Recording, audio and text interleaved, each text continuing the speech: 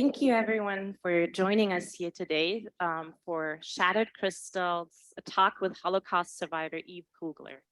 My name is Tony Buckley. I'm the Director of Diversity, Equity, and Inclusion here at Berkshire Community College, and I am super excited that we are hosting this talk today in person with students in the classroom here and online with many of you joining us via Zoom.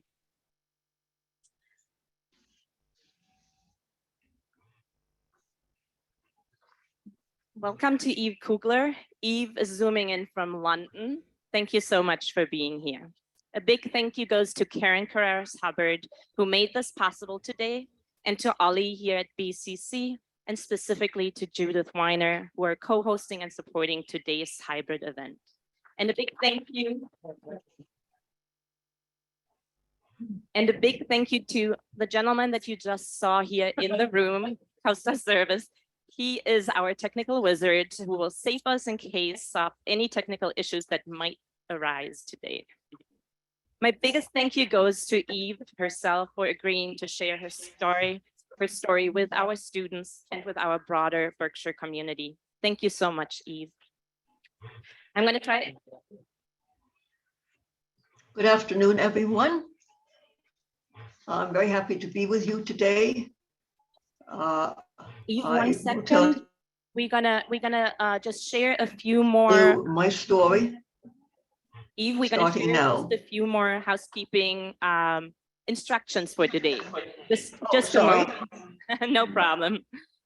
I'm gonna make it quick. Some housekeeping for this hybrid event hybrid space that we're in today. After a brief intro from Karen, Eve will share her personal family story with all of us, and afterwards we will host a Q&A. I want to ask for your understanding that we will probably not be able to get to all of your questions, but Eve was so kind to offer that she would try and respond to questions via email afterwards.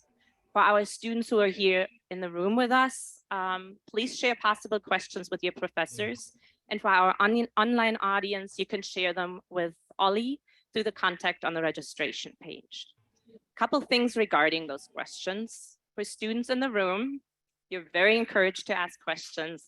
Please raise your hand, and when I point at you, you can stand up, and please speak as clearly and loud as possible.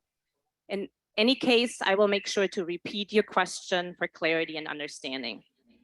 Our online audience can use the Q&A button on your screen. The chat is not enabled today, so please submit your questions through the Q&A.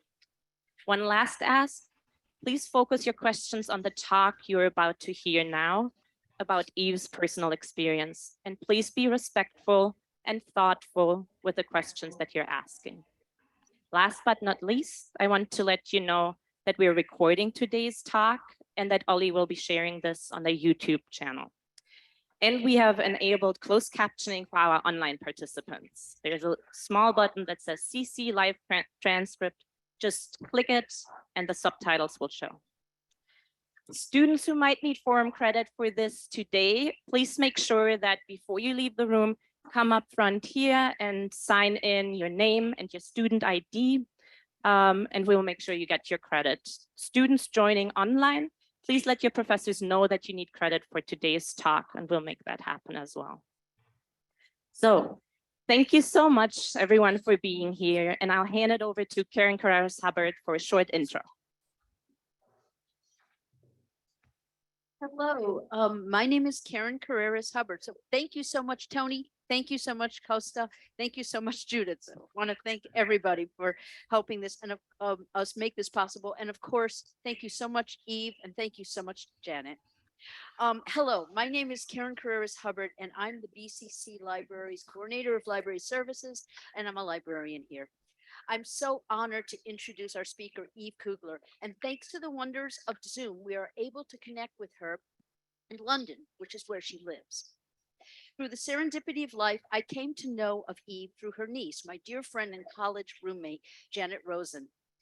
I knew Eve's parents visiting them in Brooklyn when Jen and I were both at NYU. This is like 40 years ago. I recall Janet telling me a decade later that her Aunt Eve was writing a book with her grandmother, Mia Canner. A link to a free copy of that ebook, Shattered Crystals, is available on the Halle website. It's also on the BCC ebook library ebook page. Eve Kugler was born in 1931 in Halle an der Saale. Her mother, Mia Kanner, came from Leipzig, and her father, Solomon, was born in Halle, where he and his father owned a small department store called Canner's. During Kristallnacht, the night of broken glass, Eve's family home was ransacked, and her father was arrested and taken to Buchenwald. So begins the incredible account of courage, resourcefulness, and resilience that you are about to hear. Eve worked as a journalist until moving to London in 1990. Eve speaks regularly to conferences, in schools, synagogues, and to civic groups about her family's story, and has given presentations throughout the United Kingdom and Europe. She created and edits the website Shattered Crystals, which contains testimonies of child survivors who attended her high school and is used by educators in the United States and Great Britain to teach about the Holocaust.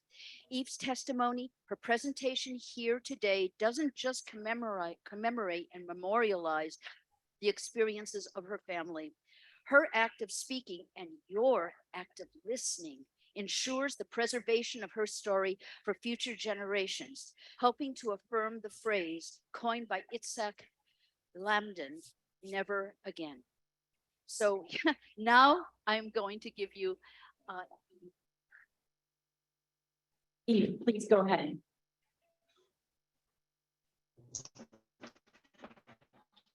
Thank you very much.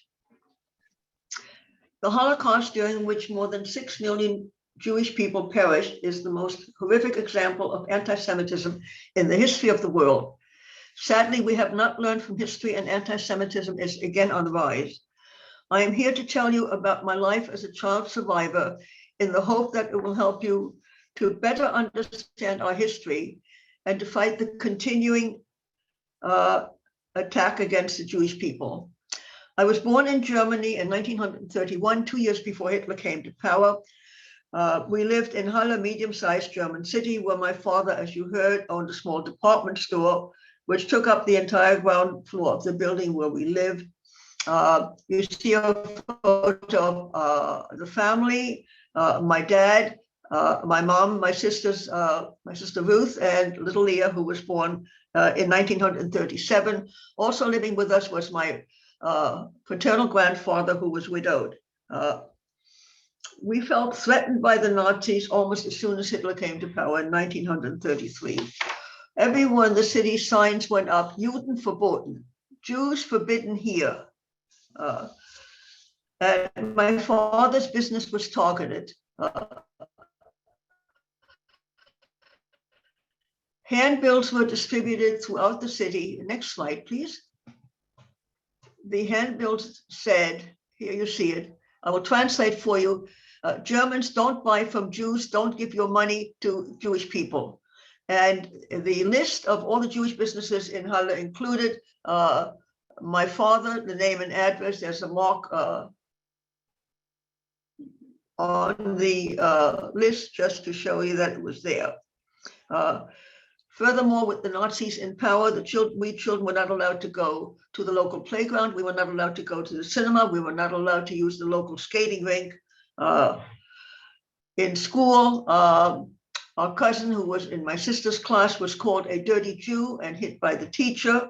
My mother was denied admission to the city hospital in 1936 when my sister was born because she was Jewish.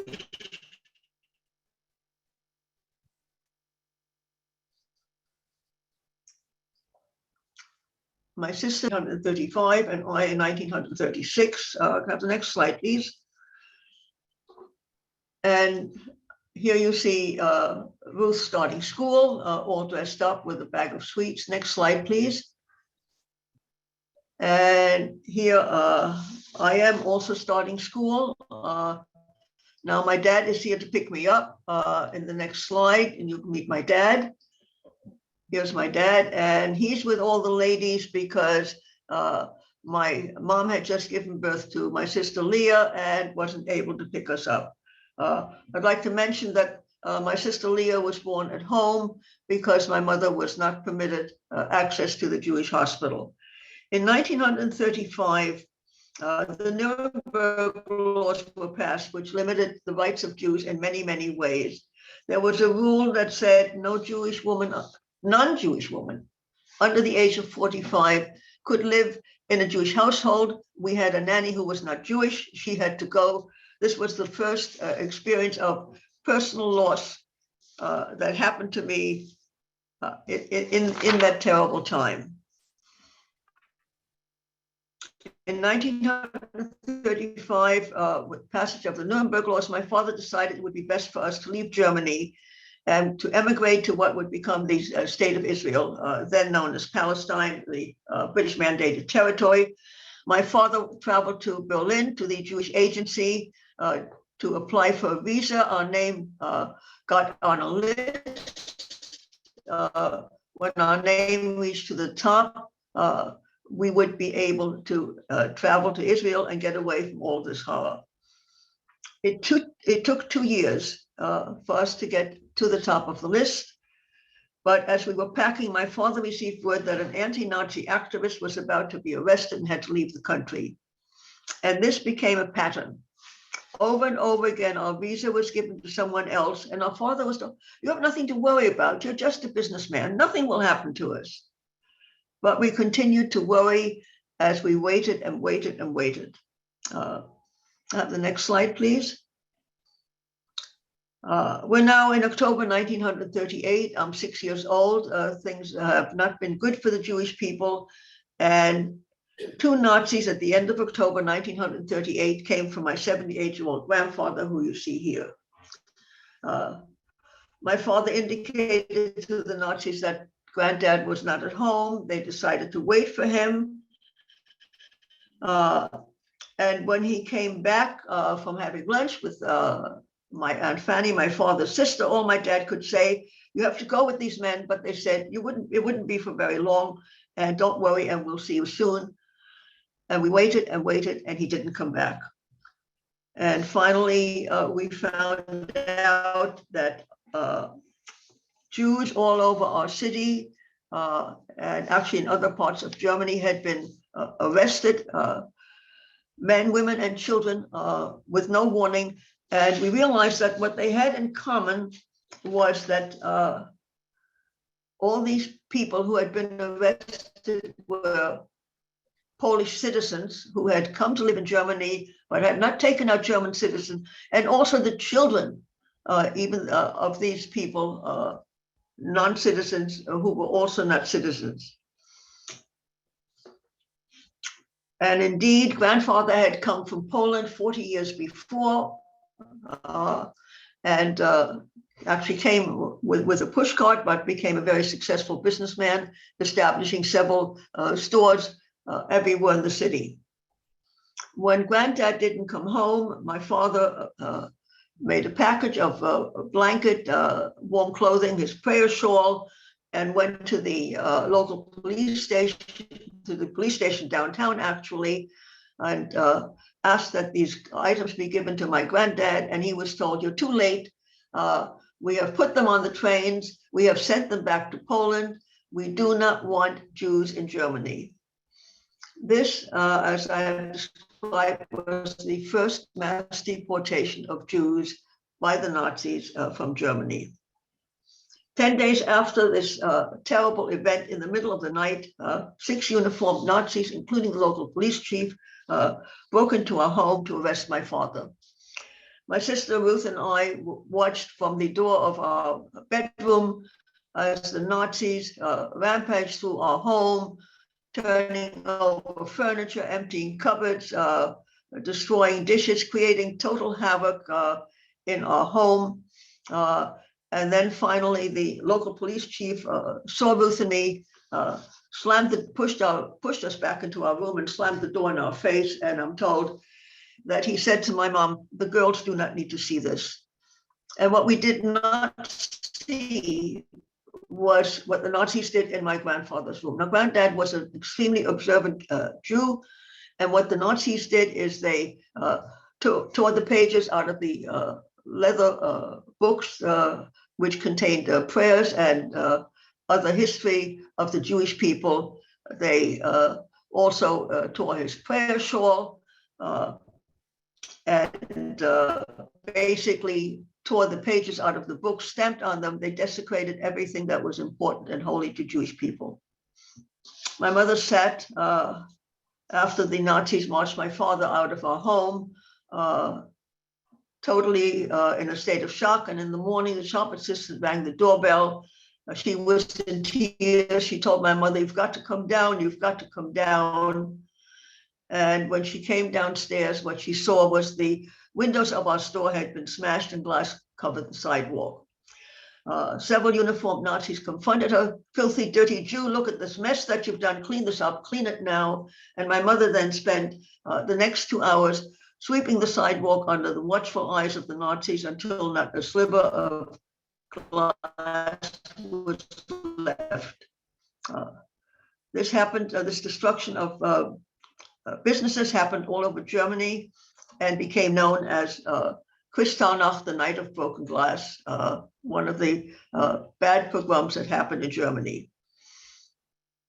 My Aunt Fanny came to our home in the afternoon with more bad news. The Nazis had torched our synagogue, which grandfather had built when he had come from Poland many years before, and the Nazis watched while the synagogue burned, doing nothing. Other relatives and friends, confused and distressed, came to our home, all reporting that their husbands, fathers, sons, nieces, nephews, men between the ages of 16 and 60 had been arrested in the middle of the night. No one knew what to do. And so my mother got dressed, stood up straight, walked across the street to the local police station and politely asked, "Can you tell me where's my husband?" The answer she got is that he was in Buchenwald, the concentration camp. If you can get a visa for him, then he can come out of the camp and he can leave the country. We don't want Jews in Germany. My mom now went to Berlin to the Jewish agency and demanded the visa that was promised to us. And unfortunately, there was nothing they could do. My mother then spent the next weeks finding a forger, someone who would produce a phony visa that hopefully would pass the eyes of the police. And she did indeed find the visa, went to the police station, put $50 underneath the visa and said, "Here is the visa." They said, "Good, good, good." And 3 days later, my father came home. He did not say much about what happened, except to recount that 3 men tried to escape, that they were caught. Everyone was ordered to stand on the parade ground, and the 3 unfortunate Jewish men were hung in front of them, and the Jews had to stand and watch until it got dark. Within a week of all of this happening, my father leaving for France, we were evicted from our home. The Nazis had posted a list of Jewish homes everywhere in Germany and in fact in Austria, and Jews were ordered to look at the list, and if they were not on the list, they had to vacate their home and go and live with someone who was on the list, which we were not. Next slide, please. Fortunately, who was on the list? Here's my mom, just so you can see her. This was not taken on Kristallnacht, but here's my mom standing up and facing the Nazis. Next slide, please. The person who was on the list was my mother's dad, my other grandfather, who lived in the city of Leipzig, about an hour away from where we were. And so my mom took my sisters and me now to live with our grandfather. We loved him dearly, but this was not our home, and it was extremely difficult. Not only being away from our own home and separated from my mom, but Granddad had already taken in 10 or 11 other Jewish people who had also been made homeless. The apartment was very crowded. The women shared the kitchen, but nevertheless, we did the best we could while my mom spent her time looking for another visa that would get us out of the country. It took 6 weeks for her to get another phony visa before we were permitted to leave Germany. Next slide, please. We had to turn over everything that we owned to the Nazis. Have the next slide, please. This is this document. Just go back to the document, please. The document says on top, it means receipt, and you can see my mother signing her name, middle name Sarah, that all the Jews were given, and she signed the proceeds, in this case, of an insurance policy to the Dresdner Bank. The Nazis were able to say, you see, we haven't stolen anything from the Jews. They voluntarily gave this to us. We were allowed to keep 10 marks, which is like $10 each, and we arrived in Paris in June of 1939 with a total of 40 marks, 40 francs, however you want to convert it. We now lived in a boarding house, 5 of us in a single room. My dad was busy trying to get a visa for us to move on, but on the 1st of September, 1939, Britain and France declared war against Germany. And 2 days after war was declared, French police came to the boarding house to arrest my father. He protested. They said, you are a German citizen, you are our enemy, you have to come with us. My dad was now interned, not as badly as had been the concentration camp, but he was not free. My mom is now alone with 3 children. She is destitute. In the village we were living outside of Paris, called Montmorency, she learned that there was a long-standing Jewish welfare organization called OSE, that had purchased homes for Jewish children who were displaced and separated from their parents by the war. My sisters and I were admitted to the Villa Helvetia a month after war broke out. Next slide, please. Just to show you a map, the beginning of our travel, the distance from Leipzig to Paris. Next slide, please. This is a photo of all of us when we together when we arrived in Paris. Here I am, and of course Ruth, my mom, my dad, and Leah, now 3 years old. Next slide, please. So this is the place, the Villa Helvetia, which had become a home for Jewish children. It had previously been a hotel. We were well treated, but of course we are no longer with our parents. Every Sunday was visiting day, and one cold Sunday in January, when the local help was unable to come to the home, the director of the home talked to the women who were waiting to see the children and explained that they had a problem. Is there anyone who could please help in the kitchen? And my mother was the only one who stood up, and she said, I will help you. She spent the afternoon, I don't know what, making sandwiches. I'm not sure. We had 10 minutes with her. And 2 weeks later, when she came again, the director called her. And as mom said, I'll be glad to help you. The director said, no. One of our 2 cooks has gotten a visa and gone to Mexico. Would you like to become a cook in the home? My mother was extremely happy because it gave her some purpose. It gave her a little bit of legal stay in the city. She had a job, and she began cooking for 200 people, explaining to my aunt, her sister, who had been living in Paris since out in the village here, that all she does is she just multiplies her recipes, and it wasn't really a problem. Can I have the next slide, please? So the war continued. This is just to show you an entertainment that we put on Sunday afternoon. Here I am. We performed this little ballet to the music of the Blue Danube, and here are the ladies watching. So except that we were not with our parents, everything was quite nice. Next slide, please.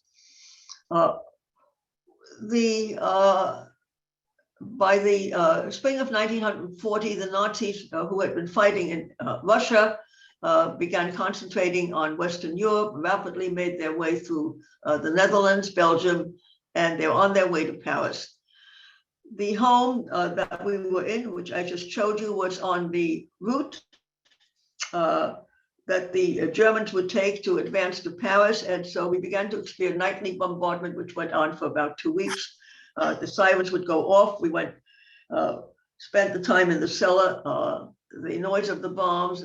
It was one of the most frightening experiences that I had during all of this time.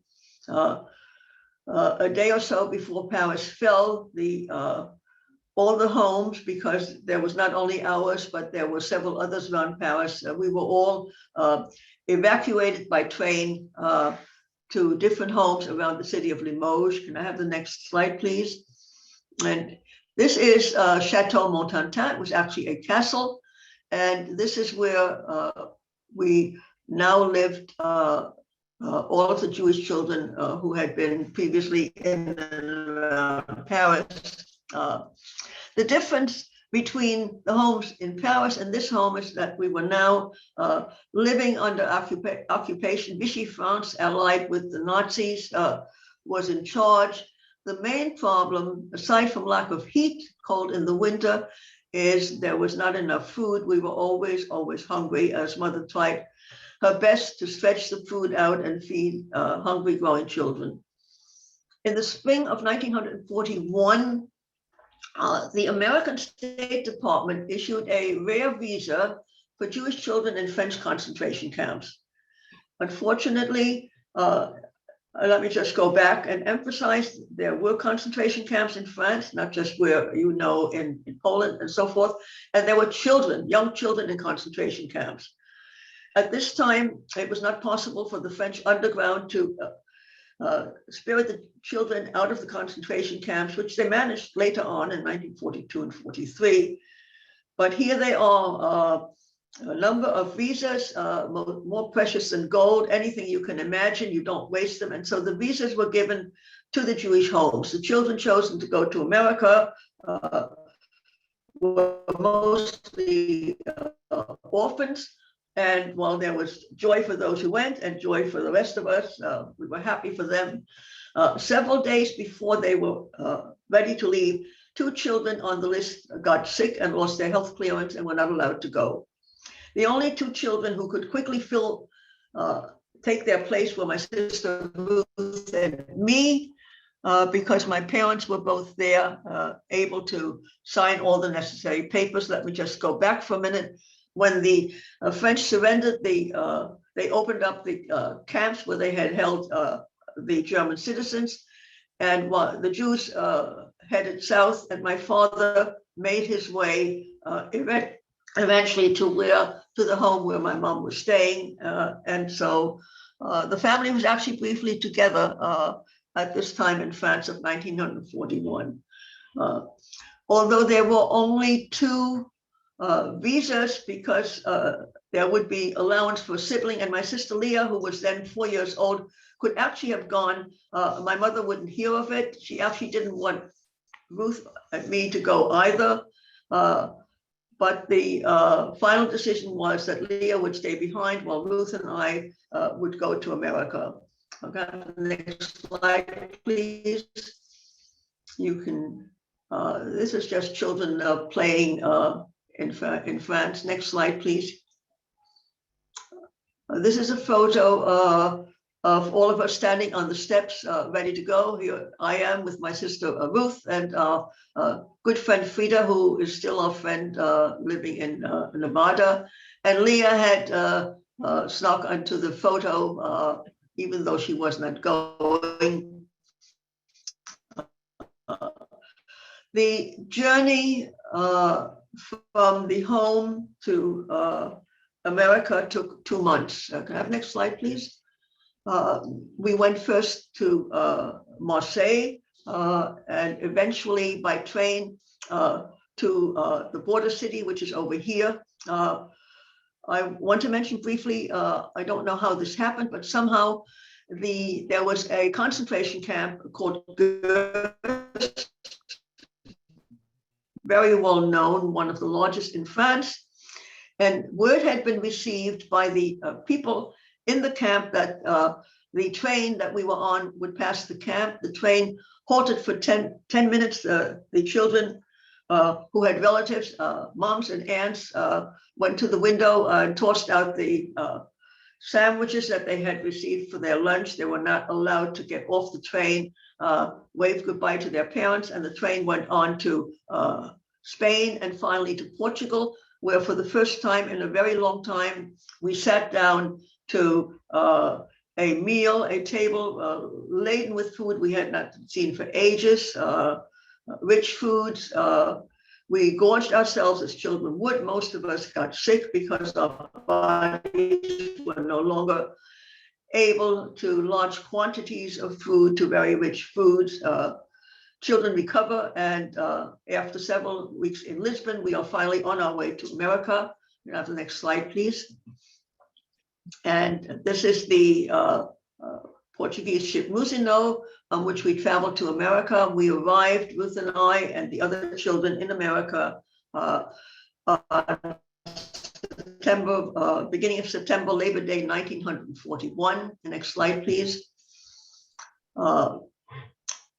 This is just to show you the long distance that that my mom said it was too far for us to go. We went. Next slide, please. And here we are arriving in America, and here I am, one of the smallest and youngest children. No television in those days, so there were ship's photographers who would meet ships and write about important people.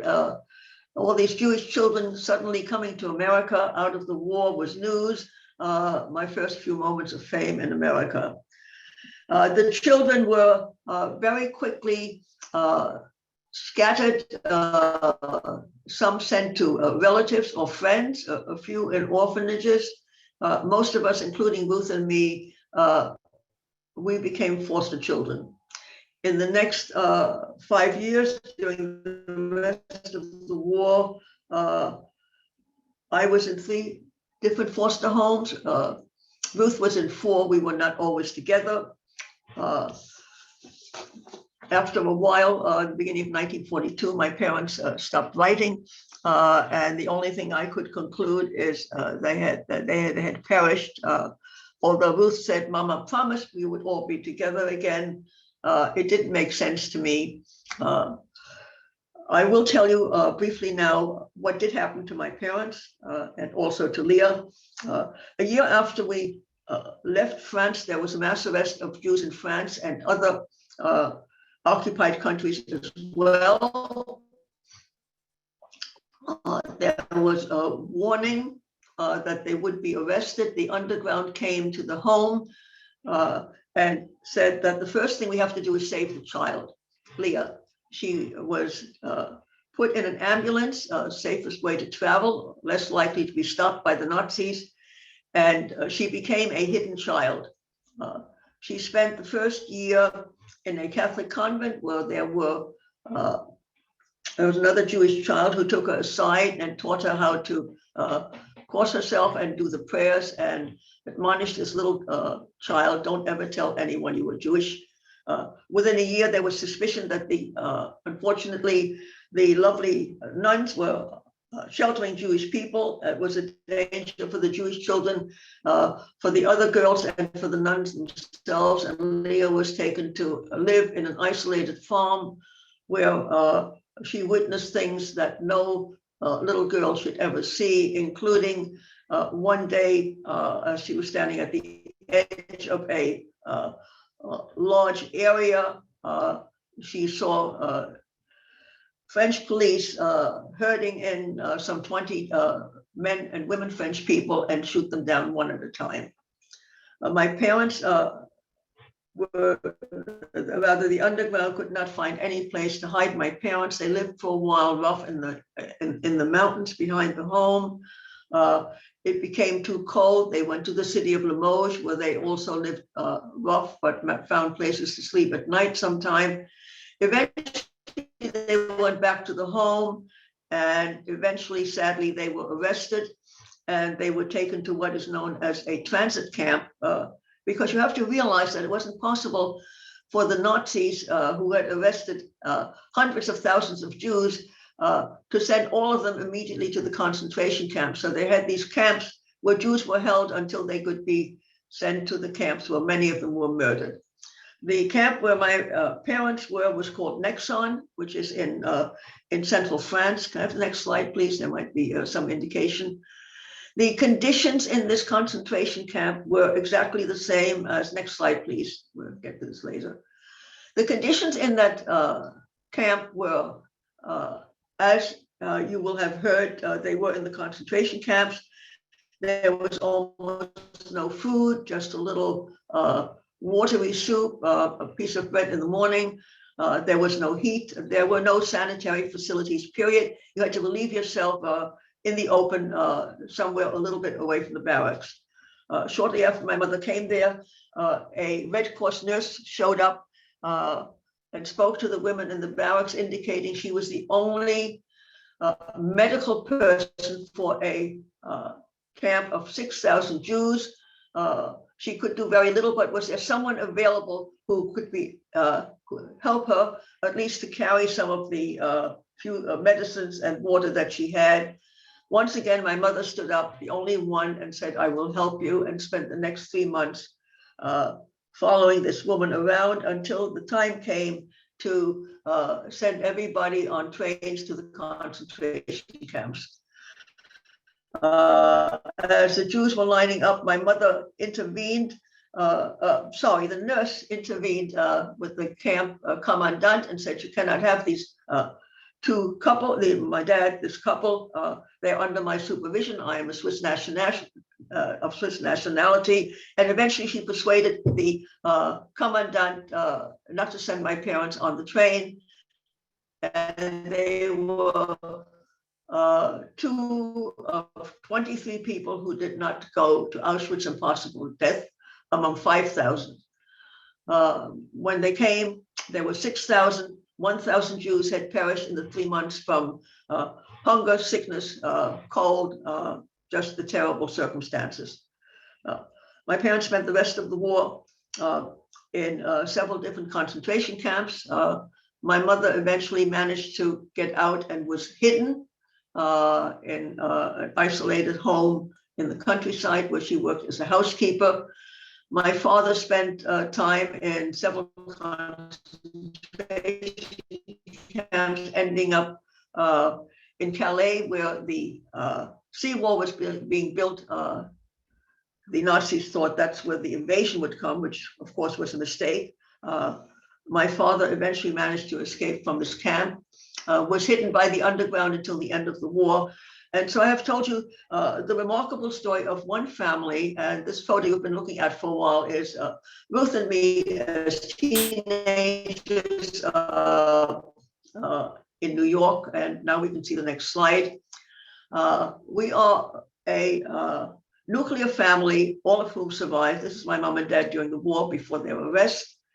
And so it is a highly, highly unusual situation. And I think that all I'm going to say, because this is kind of the end of the story, is that I want to quote to you Elie Wiesel, the Holocaust survivor and winner of the Nobel Peace Prize. He said, "Whoever listens to a witness becomes a witness. I am the witness who have told my story. You are now witnesses, so that means you. Thank you very much for listening. I'll be happy to take your questions now." Thank you very much.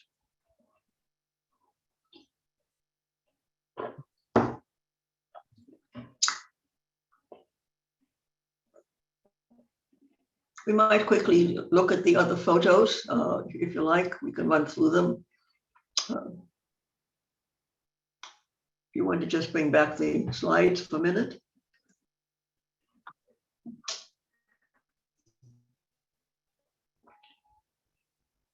So this is the family in 1947.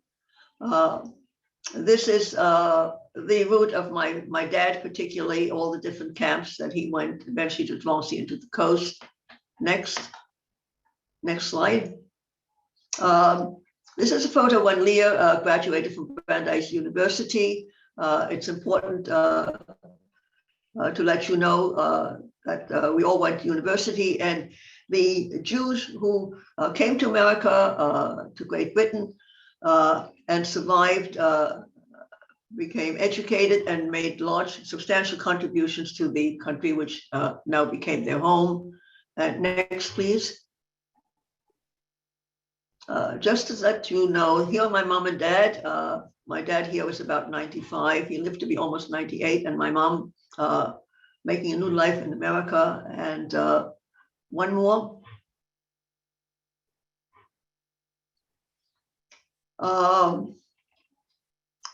My paternal grandfather, my maternal grandfather, my mother's younger sister, my Aunt Fanny, who I mentioned, along with her daughter Rose, all perished in the Holocaust. I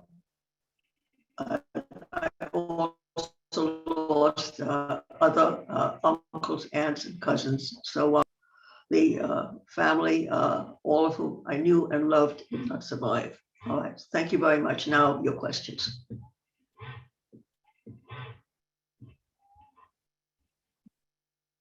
Thank you so much, Eve, for sharing your story.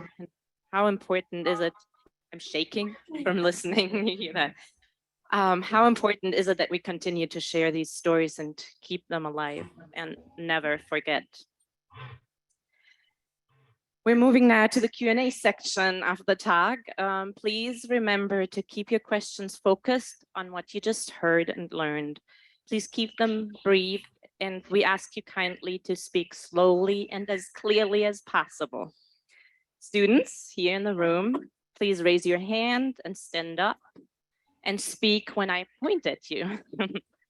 Online audience, please submit through the Q&A function in the webinar. I'm going to try to wrap up the questions around 12:40 and give Eve another few minutes to close out this very, very special time with her today. So,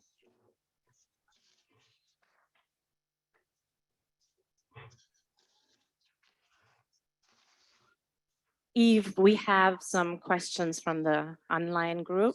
I'm going to start with the first one. Did you or members of your family ever go back to Halle? Yes, I did, in fact, go back several times. And the apartment house is still standing. And in fact, just last month, my niece Janet, Ruth's daughter, and I went back for the placement of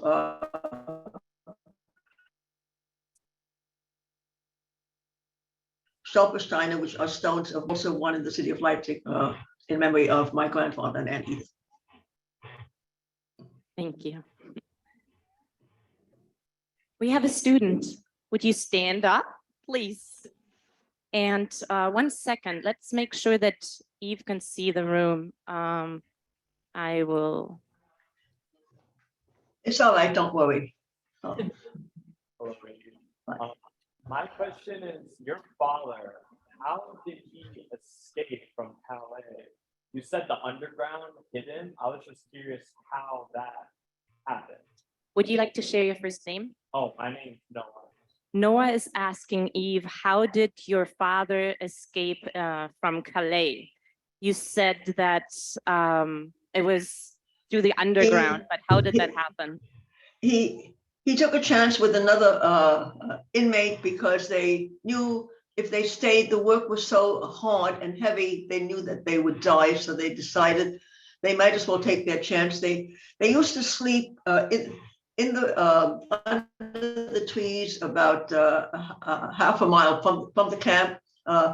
They managed to get away in the middle of the night and went on trains somehow. They managed to get on trains. They're riding in boxcart one way or another. Got out. They were lucky; they were not detected. They lived in the streets of Paris, and eventually on New Year's Eve, Dad said, the Nazis won't notice us. This is our best hope. And he got on the train and made his way back to Limoges, very risky. My father, who was a good man who lived a very normal life, devoted to his family, during the war, did extraordinary acts to save himself and save his family. Thank you. Noah says thank you. There's another question online, and I'm going to take the liberty to rephrase just a little bit. When you as a child came to France, how did the French people, let's call it, welcome you? How were they towards the children that were living in those homes? I personally had no experience because we were just really kept separate. Ruth was able to go to the local village school where on the whole they were just accepted. To my knowledge, our own experience, although we had very little close contact with the French people, we did not experience any difficulties. The French, sadly, are notoriously anti-Semitic to this day, I'm sorry to say, but of course there were also very many good people who are responsible for the fact that my parents and Leah survived. I have another question in the room. Hello, my name is Damien. I am French, and I just wanted to bounce back on this and thank you for making us witness to the role that France played in the Holocaust. And my question is... Let me repeat that first part. Eve, Damien is saying that he is French and he's thanking you for sharing what role the French people played during that time. And he's now going to share his question. No, thank you very much. Thank you for saying that. Yes, how can I answer your question now? My question is simple. Growing up in France, that entire role, that entire part is still hidden in the education. We are not taught that. Today, what initiatives do you see, if any, to make that history more visible in France? So he says, growing up in France, he wants to acknowledge that education around their part during this time is still not, it's not educated about, it's not shared enough. And he's asking, what do you see, what role could there be, or how could? Or any kind of teaching of the Holocaust. I'm sorry, you broke up, Eve. One more time, the last part, Damien. the question was, are there any initiatives that you see now to change that narrative? So he's asking if you see any initiatives now to change that, to increase education and sharing about the part of France in the Holocaust. I'm sorry to say that I'm not familiar with what is going on in France now. I know that there are Holocaust Remembrance Days in generally around January 27th, which is kind of worldwide recognized as Holocaust Memorial Day. It was when Auschwitz was liberated, and presumably there will be some activities around that in France, but as far as schools are concerned, I don't have any knowledge of France. We have some questions from our online audience around your experience as a child when you came to the United States. So how difficult was adjusting to life in the United States, and did you experience any episodes of anti-Semitism in this country? As a child, had no experience of anti-Semitism myself. I lived in the city of New York most of the time, where there are millions of Jews, and that perhaps helped. So personally, I did not easy to come to a country where I knew no English, and my foster family did not speak German. And so all of this was very difficult. I would sit in the class for about 3 months and just listen and somehow make myself understood with the other children in the home. I thought that the girl resented me particularly. She was a year older than I am, and who was this child coming now? So two things I want to say about that. First of all, that after 3 months, we were moved to a different foster home. I said we kept being moved. I was moved to a new school. I was just a new kid on the class. My English was so good, and I had almost no accent because children lose it very quickly. Nobody knew that I had come from Europe, and this is something that I never shared with any of my classmates through elementary school, junior high school, even university. We just didn't talk about it and kept this to ourselves. And you adjust as best you can. You have to live your life. Not easy, but yes. Thank you. Here, can you please tell us about the reunion with your parents? When did you see them again? The reunion with your parents. When did you get to see your parents again? Yes, they eventually in 1946, more than a year after the end of the war, my parents managed to get a visa to come to New York.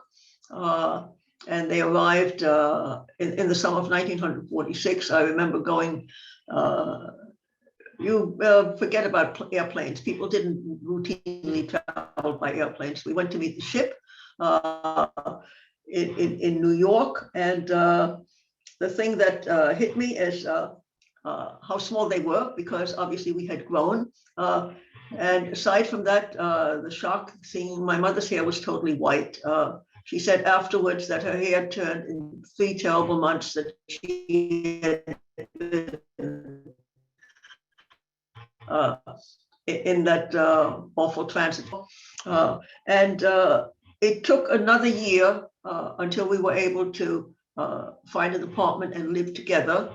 And it takes time to readjust, because all in all, there've been 8 years from the time that my father was arrested until we were finally reunited again as a family. I was no longer a child, I was a teenager. It took a while to adjust for them to learn English, and bless them, they managed, tried very hard, and I learned some of my German again. So it took a little time, but we were once again a loving family, and I just can't tell you how wonderful and fortunate it was that I had my parents for all those years. They lived, both of them, into their 90s. And so I'm just blessed and blessed and blessed. Thank you, Eve. We have another question in the room. Would you like to stand up and say your name, please? Hi, I'm Erin. I just want to say thank you so much for sharing your story. And I'm also shaking. It's just a very powerful story. This is Erin, and she wants to first thank you. And she says she's also shaking, and it's a very, very powerful story. Thank you for that. And now we're going to hear his question. Yeah, my question is just like, after coming to the United States and adjusting, at what point in life and how you decided this was a story that you were compelled to tell and to utilize to like get the story out there? Thank you, Erin. Yeah. So Erin is asking, after how many years, at what time after coming to the United States, did you feel compelled to start sharing your story and bringing this out into the world? It's very simple to answer this. I had, with the trauma of what experience, I had forgotten a lot of what happened. This used to drive me crazy. I sat my mother and father down. I said, you have to tell me everything that happened. We taped them for a number of hours. The result of it was the book that I wrote, Shattered Crystals, which is available to you for free, as you've been told. And once the book was published, it started as being necessary to publicize the book. And then I made contact with organizations in England here who actually organize survivors going to different places to share their story. And of course, we also do it on an individual basis, which is how I fortunately got to be with the lovely people here today. I hope I've answered your question. Yes, thank you. Do we have other questions in the room? Yes. Hello, Eve. My name is Grace, and I have a question.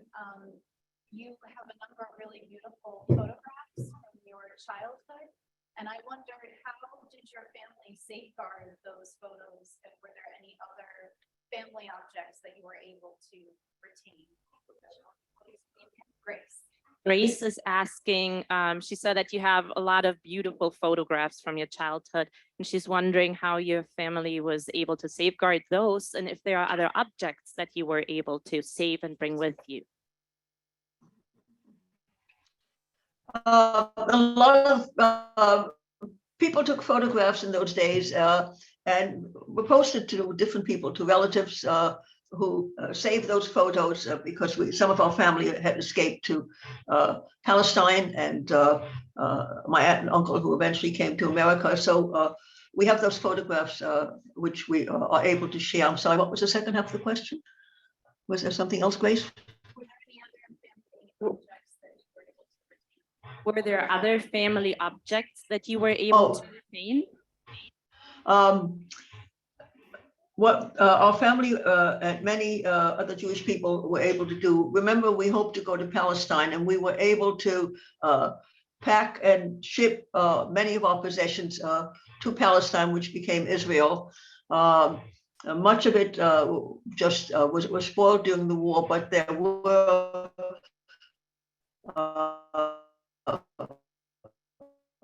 from this huge in Palestine that were saved during the war, which eventually were shipped to us. And so I do have, I recall some dishes particularly, which are lovely to have, and some linens and so forth, yes.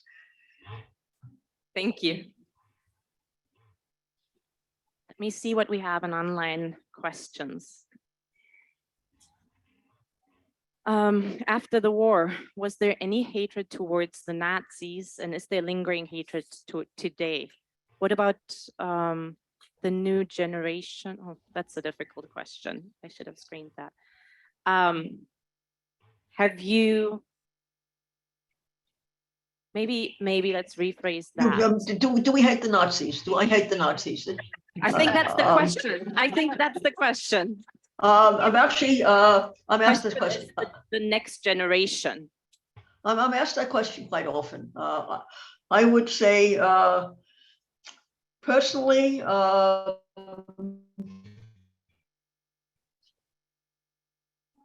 there's just of what they did. I will mention that I have lately met a young woman who is the granddaughter of people who were active Nazi participants against the Jews in concentration camps. And interestingly, she works with an organization in a German city to spread the history of the Holocaust.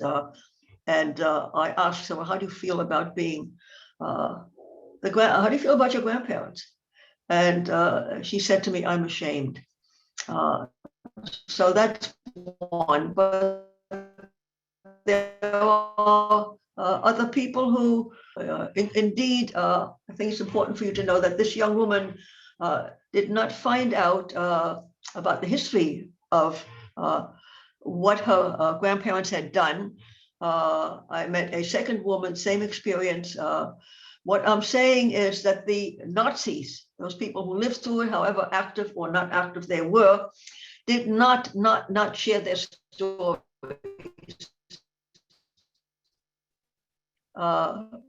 with their children. And during the war, that it has finally come out. So it's the Holocaust is taught in German schools. in some German schools. And actually, when I was in Halle on this recent trip, I had the opportunity to go and talk to one of the high schools in the city to an audience of 200 people, again, answering their questions as I'm doing with you today. Eve, sharing with you that I grew up in Germany. It was taught a lot in our school, and we were brought to a concentration camp and did learn about it. Our teachers made sure we learned about it again and again and again, so that we don't ever forget. And I know that's not the reality everywhere, but No. I know there's a lot of efforts to educate and share. Yes. There's another question about your time in foster care and if you were treated with care and kindness by the foster parents and the families themselves.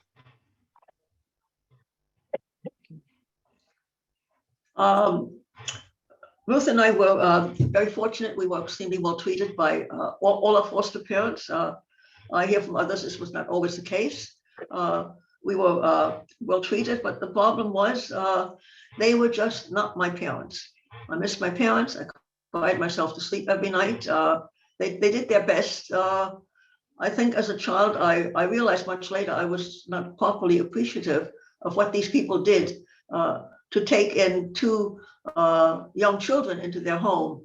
I do want to mention briefly, I mentioned that there was, in the first foster home, there was a girl who I always thought resented me.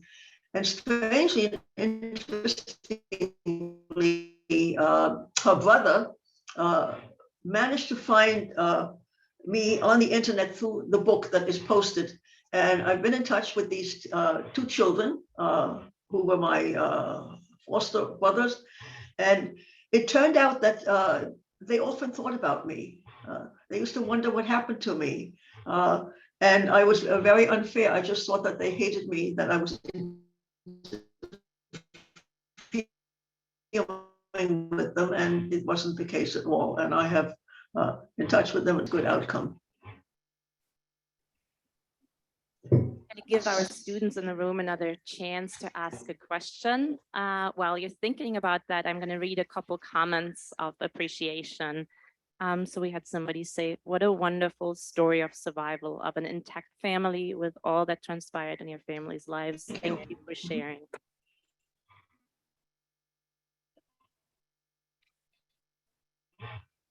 Yes. And I'm really curious to know how people can like deny it ever happened, but what do you say to the deniers of the Holocaust? What was your name? Darla? Donna. Darna. Donna had the question, and first she's wondering how could anybody ever deny that this happened, but what is your reaction to people who are Holocaust deniers? Do you have a reaction for them? Oh, it makes me very angry. It makes me really, really angry. I think it's, I'm not really sure whether they believe it or just want to spread this. It is another way of anti-Semitism in general. It is blaming the Jews for what happened, which is something that has historically happened. There was a very famous court case brought by Deborah from against one of these Holocaust deniers, which she won. Unfortunately, hatred continues, misinformation continues. All I can say to you is it's wrong, it's awful, and when you hear such things, I beg you to speak up, speak out, say that this is not true, that there is so much evidence. Let them go to the concentration camps, let them meet survivors, let them look at survivors with numbers on their arms, and just, I don't know whether it would help any to listen to our stories, but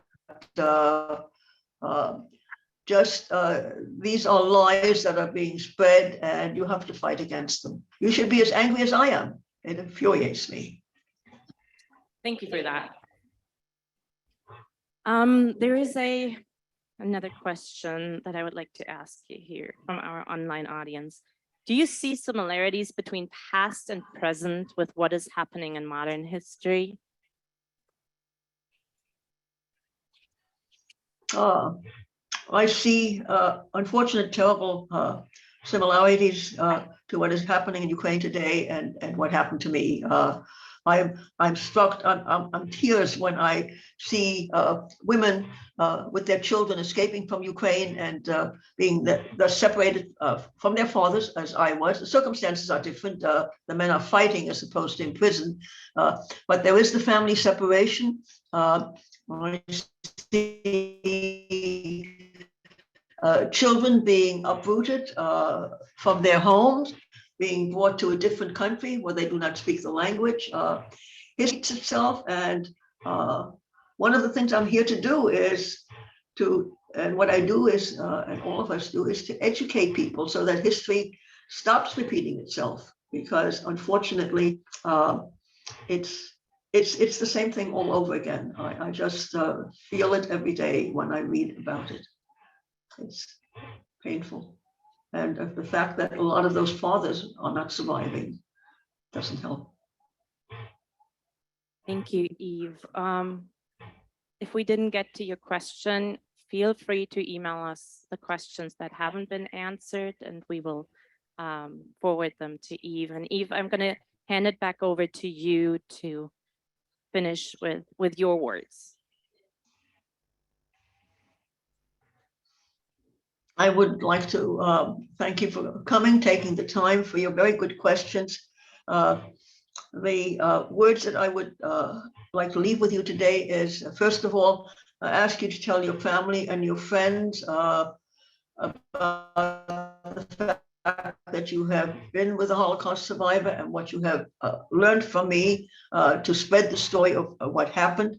I ask you to show respect and kindness to other people, to be aware of the fact that there are people who are in some ways different from you, different backgrounds, different religions, different ethnic or nationality, but in the end, we are all the same. Make it your business to learn people who are different from you, and this will widen your world, really.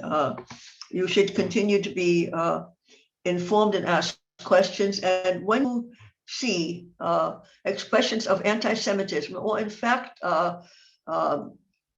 ugly acts against other nationalities by different people, don't be a bystander. If it's safe, do what you can. Don't let slurs and bullying against others just pass by without notice. And just remember, we are all the same. I feel strongly that during the war, as some of the Germans say, there is no such thing as an innocent bystander. There was no way that people could not know what happened to the Jews who lived next door to them, who suddenly disappeared. And so be strong, be active, be involved, and don't ignore what you see. Don't be an innocent bystander to what is happening today, and just speak up and speak out, and let us pray that history will not continue to repeat itself against the Jews or other minorities. Thank you very much. Thank you.